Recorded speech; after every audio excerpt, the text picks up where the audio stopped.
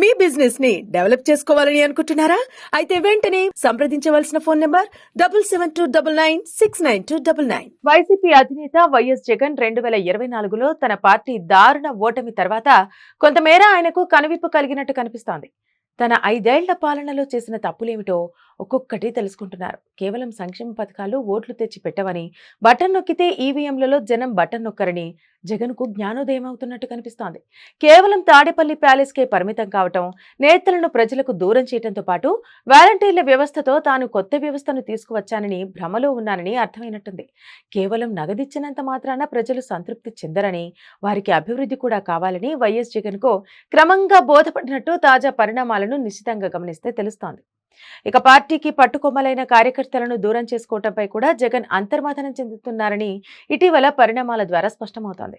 ప్రకాశం జిల్లాలో జరిగిన ఒక సభలో మాజీ మంత్రి పేర్ని నాని ఈ విషయాన్ని వెల్లడించారు. జగన్ జనాన్ని బాగు చేద్దామని, కార్యకర్తలను మరిచిన మాట వాస్తవమేనని అంగీకరించినట్టు ఆయన తెలపడం కూడా జగన్ ఆలోచనలో మార్పు వస్తున్నట్టు కనిపిస్తోంది.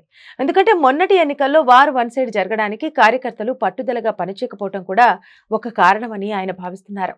2019 ఎన్నికల్లో పోలింగ్ కేంద్రాల వద్ద తెగించి పోరాడిన వైసీపీ క్యాడర్ మొన్నటి అసెంబ్లీ ఎన్నికల్లో మాత్రం పూర్తిగా చేతులెత్తేశారు.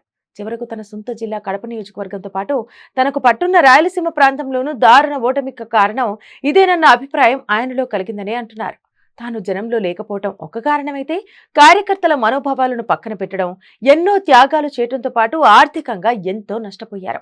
తమ సొంత ఖర్చులతో పార్టీకి 151 స్థానాలను సాధించి పెట్టిన కార్యకర్తలను కాదని, అది తన ఘనత అని జగన్ మురిసిపోయిన విషయాన్ని కూడా ఆయన గుర్తుకు చేసుకున్నట్టుంది. అధికారంలోకి రాగానే కార్యకర్తలను పట్టించుకోకపోవటం, వారు ఆర్థికంగా మరింత బలహీనం కావడంతో పార్టీ జెండాను కూడా మోయలేని పరిస్థితికి వచ్చారు. మద్యం దుకాణాలను ప్రభుత్వ పరం చేయడంతో అవతలి వారి ఆర్థిక మూలాలను దెబ్బతీస్తున్నామని జగన్ అనుకున్నారు తప్పించి, తనకు అన్ని రకాలుగా తోడ్పడిన వారికి ఆదాయాన్ని దూరం చేస్తున్నారని జగన్ గ్రహించలేకపోయారు.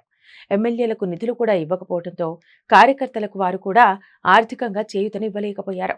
తామే నష్టపోయామన్న పరిస్థితుల్లో ఉన్న నాటి ఎమ్మెల్యేలు కార్యకర్తలకి ఏం పంచి పెడతారన్న ప్రశ్నకు ఇప్పుడు జగన్కు సమాధానం దొరికినట్టయింది.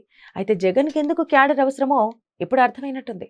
అయితే ఇప్పటికీ వైసీపీకి క్యాడర్ బలం తక్కువగా లేదు. దానిని ఈ 4.5 ఏళ్లలో మళ్లీ యాక్టివ్ చేయగలిగితే వచ్చే ఎన్నికల నాటికి సమాయత్తమవ్వచ్చు.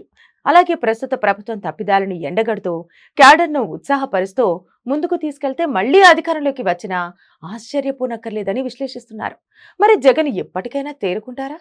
కళ్ళు తెరిచి వాస్తవిక పరిస్థితులకు తగ్గట్టు పార్టీని నడిపిస్తారో లేదో చూడాలి.